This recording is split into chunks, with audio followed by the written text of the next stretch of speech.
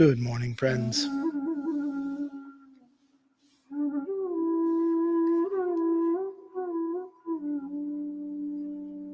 Thanks for joining us here with Journey Home Meditation for the morning sit this morning. We are coming live from Beside Meditation Hall and Community Healing Center. This morning, we're going to talk a little bit. I'm probably going to do the talking because I'm the one in the room.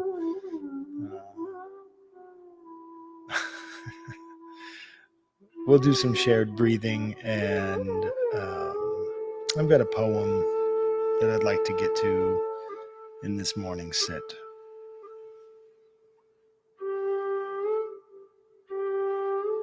So thanks for being here this morning. I'm Michael, and I'm very happy to be here today.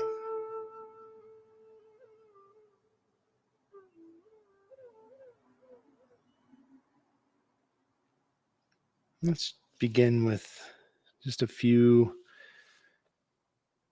mindful breaths, a few breaths of awareness.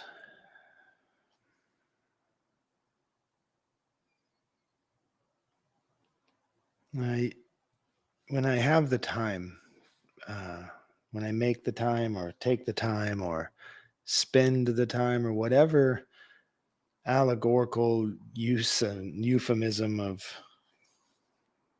energy exchange that we have to exist on this earth, whatever it is, whatever I do with time, I like to slow down and just spend these few moments really exploring my body and the sensations that are arising from different parts of my body as I breathe. So I find it to be helpful. When I don't have a lot of time, 3 simple breaths can really set me into the moment and in this place. But we have the time today, so don't change your breath. Just feel what it is that's happening when you are breathing in and out. Where are you holding on to a tightness in your body?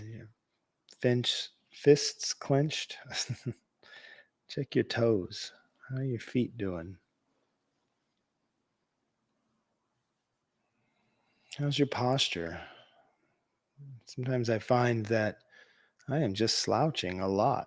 And what I've learned through this practice is when I can touch into why it is I'm sitting like this, and then I go into the breath, and the breath brings me into a little bit more of a quiet, still place inside, and I start to recognize, like, emotionally, I'm feeling a little insecure.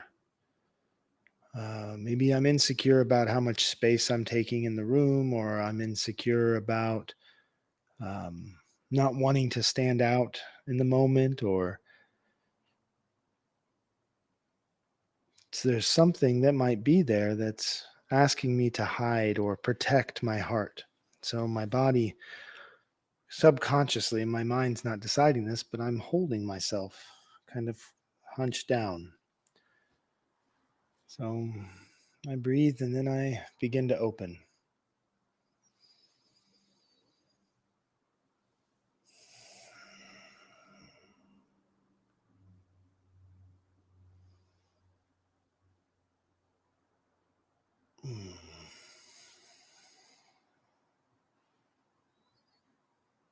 And then breathe into the shift.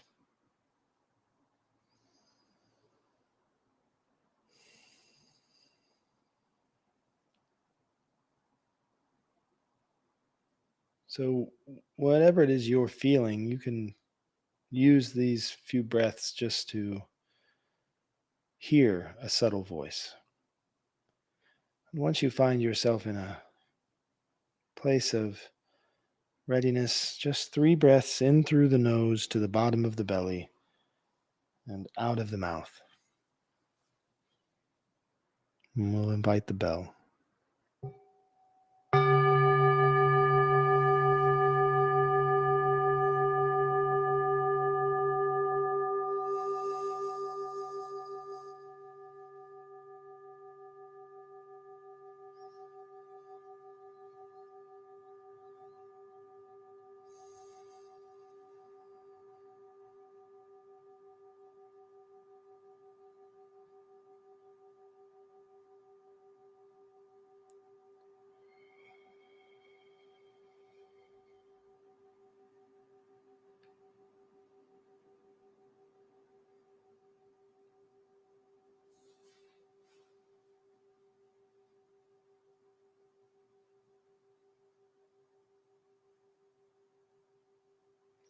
Yeah, there are moments when days even when I have sort of these big hills and valleys of emotional experience. When you are opening and becoming vulnerable, you can invite in like an unfiltered or unhinged sort of experience of emotions, and it can feel really good and it can feel really desperate.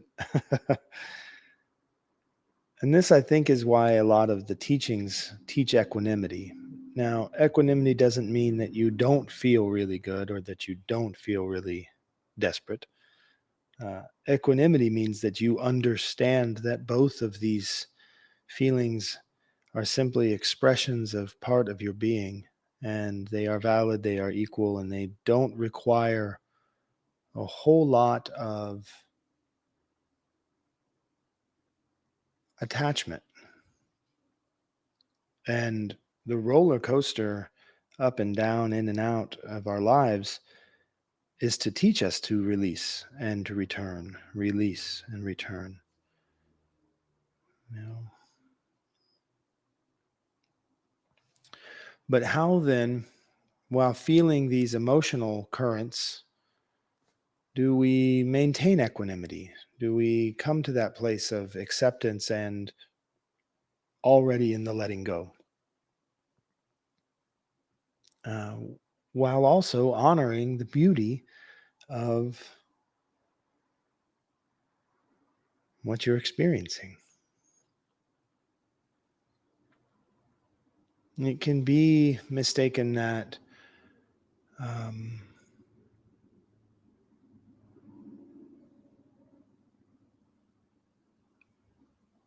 we are avoiding big feelings when we are trying to sort of maintain a place of loving detachment. Um, but I don't see it as that any longer. I think when I was younger, I that was something I always had difficulty with when it came to some of the teachings, some of the practices. Uh, I didn't understand who would want to not like be completely swaddled in a poem. Who would not want to taste the richness of chocolate and feel the cool morning air on their skin? Who wouldn't want to have all of these rich, vast experiences just for some baseline level of mediocrity? But as I understand these practices more, I understand that's not what's being asked of me. I think more than anything, what's being asked of me is to honor in every moment what is occurring. Because the tendency when we really become attached to feelings is to chase one feeling and avoid another. And then we're putting all of our energy into not being in the present moment. We're chasing that next high, we're avoiding that next crash. This is a habitual behavior that I know quite well. uh, with addiction to substances, depending on what substance you are using, there is always a peak of a high and an inevitable crash. And if you want the high, you really can't avoid the crash. It's going to come for you one way or another. Um, I remember taking LSD, and you have this seemingly gradual or maybe even non existent climb into the trip. And then there comes a point where, boom, you are in it. You are in it. And uh, sometimes for hours and hours at a time. And then you start to have thoughts like, oh no, did I break it? Is this me forever now? Uh, I took too much. I took too much. I'm never coming back. And you have amazing and deep and rich experiences. And then, as the substance wears away, we begin to regain our inhibitions. We begin to return to the agreed upon realities, and we begin to feel grief. This sadness that this world you were just in isn't there any longer. And your body starts to hurt from the chemicals, your back, you're all out of serotonin. You were plumb out. It's gone. Uh, and you can become quite low, quite low. And I was unlucky to not have teachers in the beginning to guide me through all of those levels and processes. But since I have learned that all of those things are part of that experience, um, now I understand that this is a package deal. But when I sit with some teachers who talk about how turning your heart towards and your mind towards and your thoughts and your words and your attention and your gaze towards God or towards love or towards spirit, you don't have to have the crash. And I've always been skeptical of this. So I started working on it. I started working on what that could be. And I'm sometimes I'm at a place where I can recognize the sadness that's there, the sadness that we share in this world. And I can recognize its holy place in my body, the sanctity of the temple that it resides in, and how it has its altar and it has its own scent. There's an incense of sadness that wafts through our bodies and in between all of us, like a snake moving its way through the reeds. And we're just moving around and this sadness encoils us. But if we are unaware of that serpent, right, that feeling, that thing, we might smell that and think we're smelling smoke, that there might be a fire, this might be a problem. We think that snake might bite us. So we run away, we hide. But when we can become intimately familiar with that process, not as a reaction or a crash or a deficit, but as a just another expression of spirit, then we can invite at the same time into the same place joy. We can be joyful even in our sadness. And that was a question, a prompt. This morning I was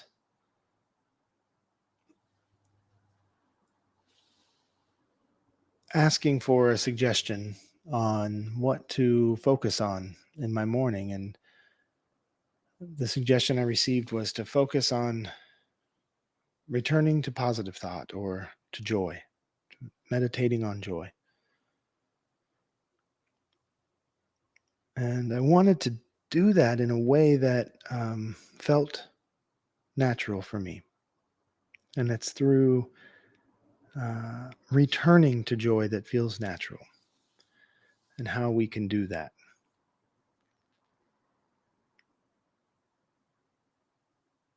Because I think that joy beyond happiness or beyond pleasure is a state of being in which we can be in wonder. Joy comes with an amount of wonder, and it comes with a familiarity and a comfort and a connection. Joy contains all of those things. So I think about often why it is right here, there's Lakshmi behind me on the picture on the wall. There's a statue right here of Gautama Buddha. I have a deity of teacher Thich Nhat Hanh, on an altar. I've got pictures on the wall of our loved ones who have come and gone. And I think about why we decorate these walls of our spaces with these pieces of beauty.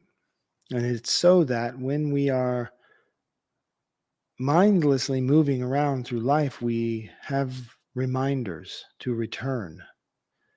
And each of these faces, each of these deities, each of these uh, portraits of a moment in our heart and in our teaching bring us back into joy. And we do this in our mind as well. We decorate the inside of our mind.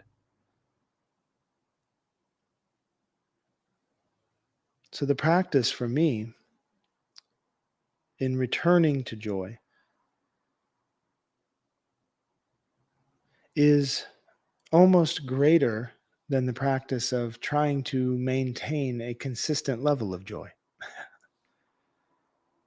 It's like the only thing better than hearing the name is to be reminded of it, and the sound that it makes when it enters into your consciousness and it clicks that bell of memory. And we're reminded of joy.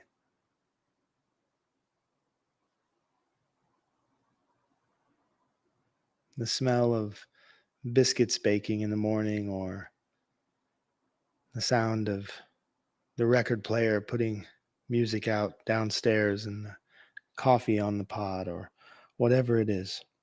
Whatever it is that hits that sensory memory that makes you feel warm and held and wrapped up. That reminding, when you remember, you become a member of something outside of your fear, outside of your isolation, and you remember into the shared world. That return to joy, that's the practice.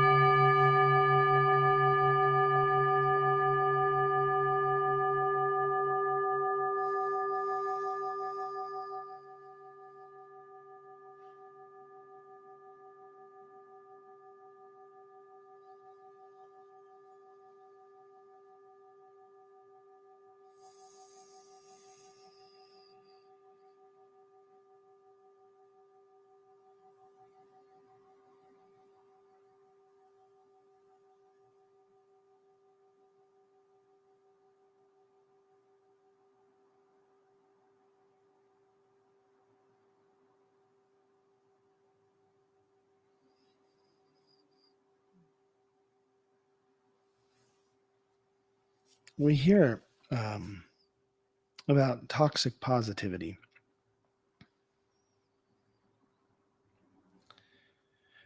I think it's really good to remember that positivity is not the rejection of pain or the rejection of fear or the rejection of sorrow.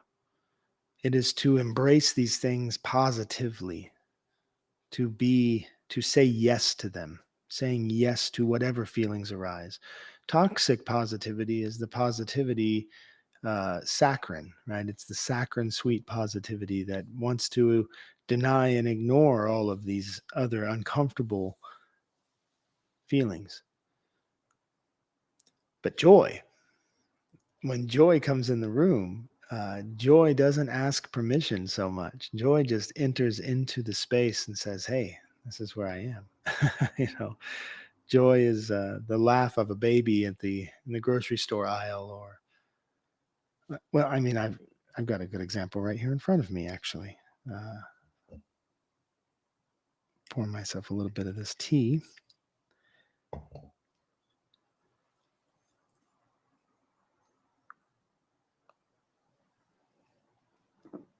Now, does the tea bring me joy? Of course, the tea sparks joy. I love tea. I love this tea especially. It's my favorite tea in the mornings, and it's warm and it's got this natural sweetness. But what really brings joy is this cup. And it's not a metaphor. It's not because this cup holds the tea. This isn't some deep lesson. It's because this cup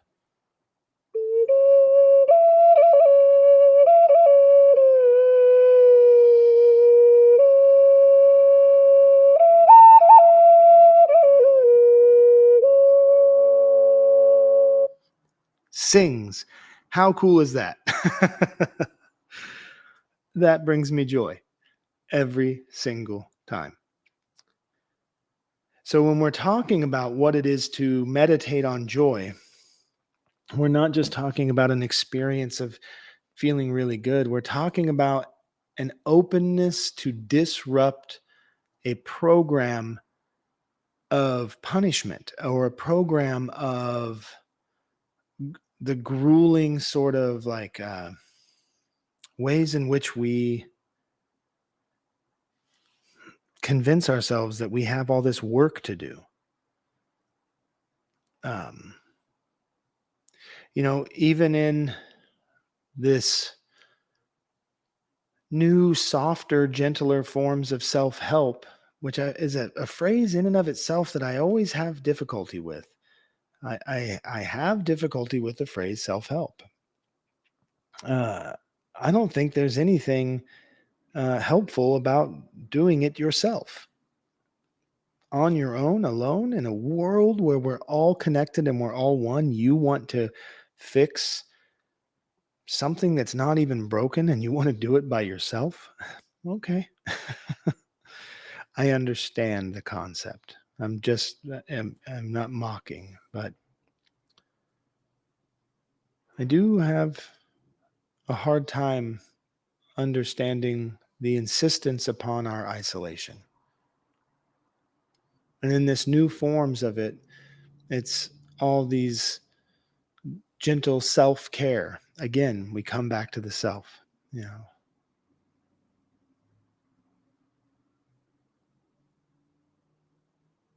But it's really all still ways of reaffirming that we're not good enough.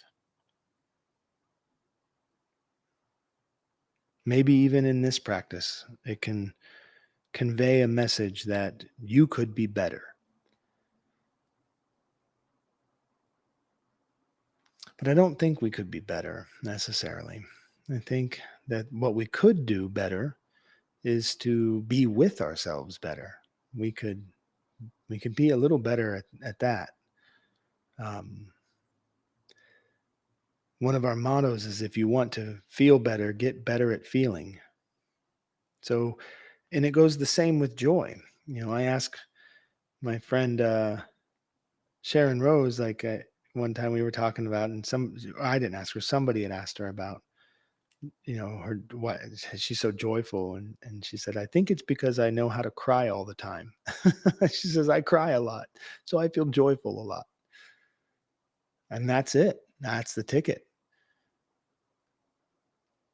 To be unfettered in our pursuit of being, to have nothing stand in between me and becoming. This is the holy act of creation right now. It's happening now. And when we can meditate on the things that bring us joy, meditating in front of the Buddhas is not an act of worship of the Buddha, it's an act of invitation. It's an act of recognition. It's polishing that mirror right there. This thing that brings me joy, this happiness, this contentment, this calm.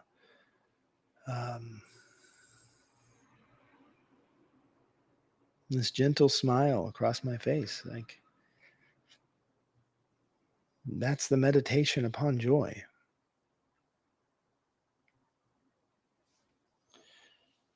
Let's do a poem.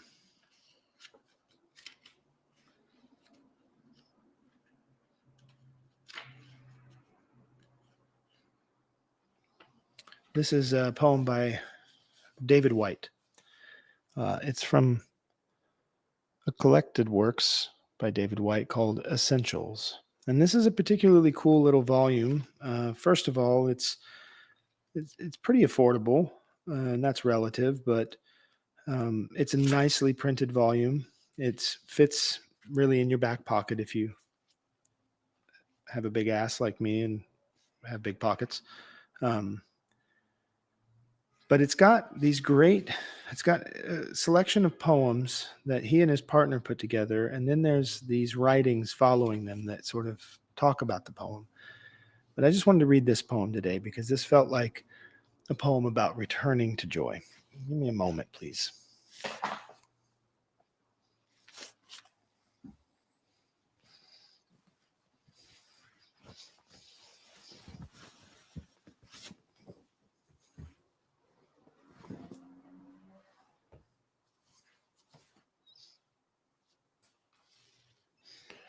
Okay.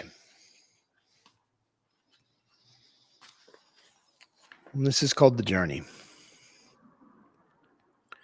Above the mountains, the geese turn into the light again, painting their black silhouettes on an open sky. Sometimes everything has to be inscribed across the heavens so you can find the one line already written inside you. Sometimes it takes a great sky to find that first bright and indescribable wedge of freedom in your own heart. Sometimes, with the bone of the black sticks left when the fire has gone out, someone has written something new in the ashes of your life.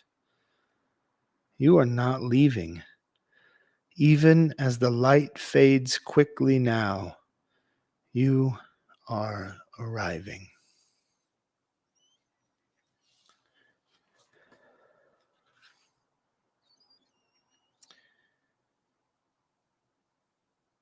So the poem, without really saying it, is talking about despair. The journey is the journey of despair, the journey of isolation or loss, of separation, feeling disconnected. And then there's the reminders. There's the things that spark the joy, right?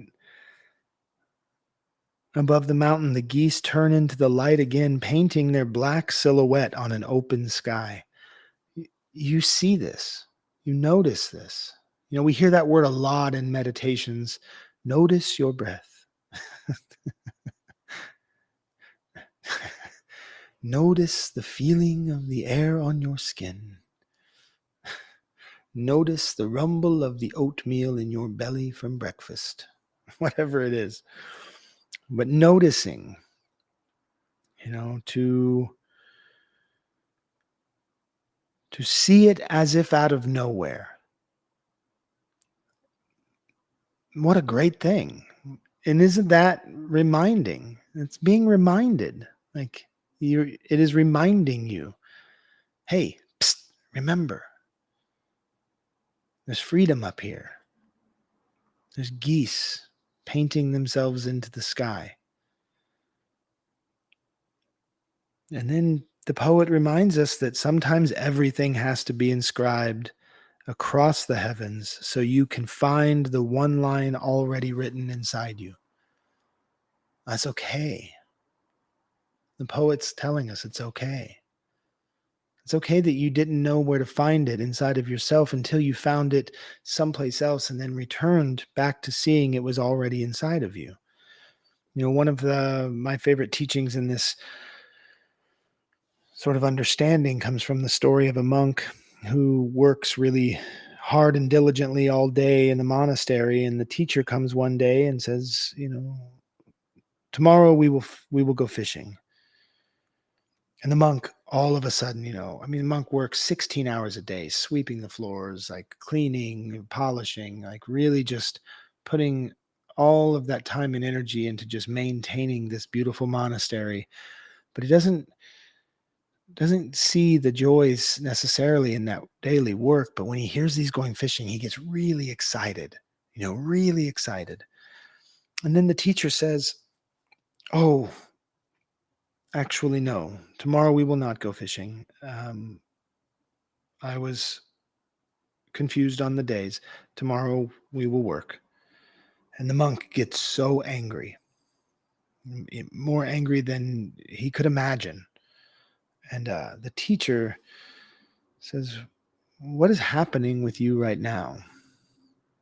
The monk said, "Well, I was really, really happy because I was going to go fishing, and that's my most favorite thing. And then you took that away and said, we're not going to do that. So I was really, really angry." And the teacher said, "Yes, yes, I see that. But you do see that the only thing that has changed here is what is inside of you.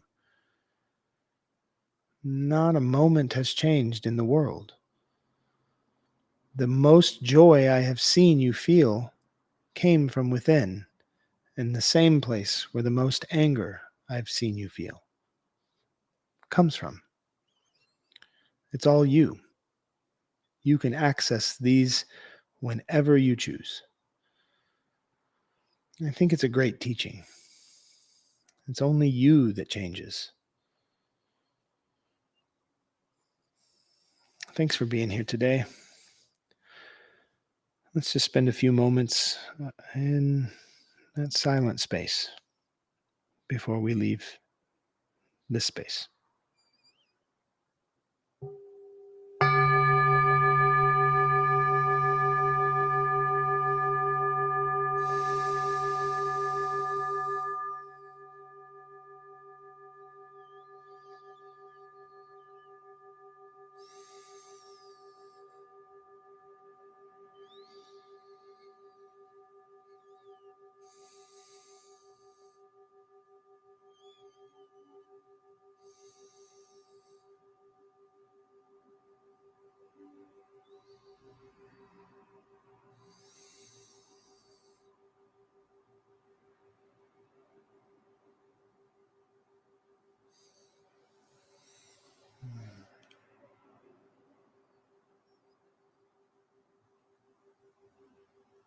Thanks for being here today. Let's see if we had any questions.